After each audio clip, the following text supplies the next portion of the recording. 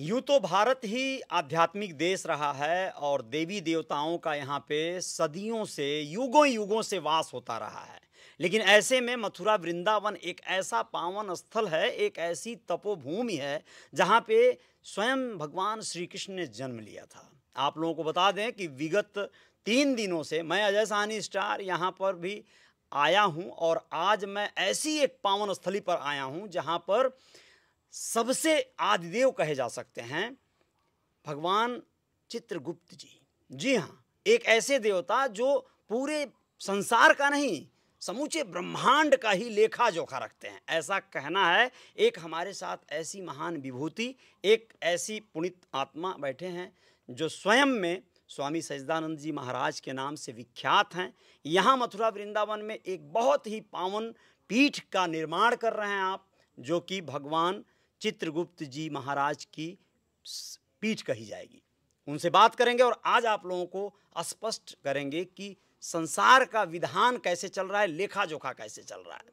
जय श्री राधे राधे गुरु जी। जय श्री राधे, जय श्री चित्रगुप्त। बहुत खुशी हुई आपसे मिलके और ऐसे यहाँ का जो दिव्य दर्शन करने को मिला, ये बड़ा आकर्षित किया। यहाँ की जो आज आपने वार्षिक उत्सव किया, जो महा महोत्सव कराया, बड़े बड़े अतिथि आए, बड़े दूर दराज से, देश के कोने कोने से आए, ये सब बड़ा अलौकिक रहा।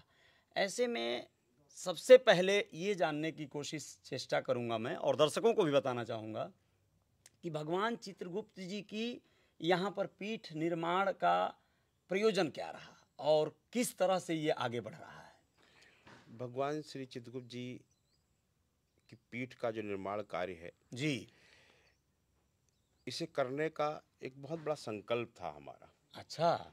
और ये संकल्प आज नहीं जी, जब हम 5 वर्ष की अवस्था में थे, अच्छा जी, तब हमारी माँ ने हमें दिलवाया था। क्या बात है। हमारी माँ 5 वर्ष की अवस्था तो बाल काल की वो अवस्था होती है जब बालक खेलते हैं, बिल्कुल एकदम बचपन, बोले तो बहुत कम उम्र में। अच्छा जी। एक घटना ऐसी घटित होती है अच्छा जिसमें हमारी माँ, जो कि कानपुर के पास एक उन्नाव जिला है, अच्छा जी, वहाँ पर चढ़वाली माता जी के नाम से विख्यात थी। माँ भगवती की बहुत बड़ी उपासक थी, उनकी आराधना करती थी। अच्छा। और माँ की उन पर बहुत बड़ी अनुकंपा थी। वो माँ का ध्यान, माँ का स्मरण इस प्रकार से करती थी कि माँ स्वयं उनके साथ विराजमान हो गई थी आके। अच्छा। तो जो माँ का दरबार जहाँ उन्होंने बनाया था, वहाँ चढ़ अपने आप उस फर्श में चढ़ छप गए थे। अच्छा। फिर कुछ दिनों बाद छत पे सब जगह चढ़ी जब बनने लगे, तो जब ये सब कुछ हुआ तो आसपास कानपुर में माँ गंगा बहती हैं, अच्छा। प्रयागराज, काशी, सभी जगह से संत महापुरुषों का आगमन हुआ। और उन सब ने आकर वहाँ देखा। जो छोटे चढ़ माता के दरबार में लगे थे, बोले माँ भगवती के बाल स्वरूप में, अच्छा। कन्या रूप में माँ यहाँ प्रवेश करी है।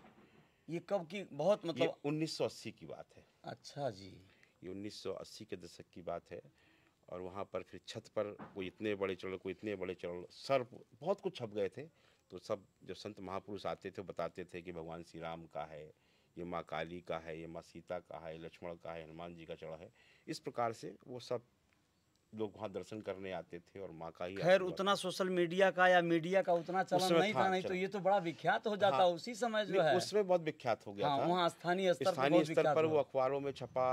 तो वहाँ स्थिति ये थी कि कभी भी, मतलब कोई भी रेलवे स्टेशन, बस स्टैंड पर उतरता था, अच्छा जी, और रिक्शे वाले से कहते चढ़वाली माता जी क्या जाना है, अच्छा, तो वो घर पे छोड़ते थे। ओ हो, क्या बहुत बात लोग है। दर्शन करने दूर से आते यानी आप एकदम एक आध्यात्मिक बैकग्राउंड में ही आपका लालन पालन होता बस है। माँ की कृपा, माँ के आशीर्वाद, उसी गोद में खेले, वही माँ का आशीर्वाद प्राप्त हुआ। क्या बात तो मैं है। 5 वर्ष का था और पहले जो शिक्षा होती थी वो प्रथम क्लास से प्रारंभ होती थी।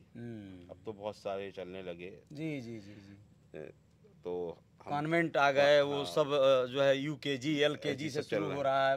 2.5-3 साल के बच्चों को ही पढ़ाया जाने लगा है, प्ले वे में भेजा जा रहा है, प्ले वे में भेजा जा रहा है। हाँ, खेलो, जो है माँ बाप को खिलाने का फुर्सत नहीं है, अब बच्चों को स्कूल में खिलाया जा रहा है। ध्यान अध्यात्म और कहानियों की ओर नहीं है आजकल। तो सब बच्चों को पहले दादी नानी खिलाती थी, अच्छा, और आज प्ले वे में सीखने जाते हैं खेल को। तो बहुत हुआ। तो माँ, हम अपने विद्यालय जाना शुरू हुआ।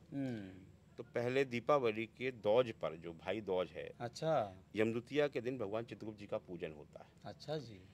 भगवान श्री चित्रगुप्त जी की जो लेखनी का पूजन का मुख्य समय है अच्छा। वो यमदूतिया है, भाई दूज है जी। भगवान चित्रगुप्त जी ने दीपावली अपनी लेखनी रख दी थी, अच्छा।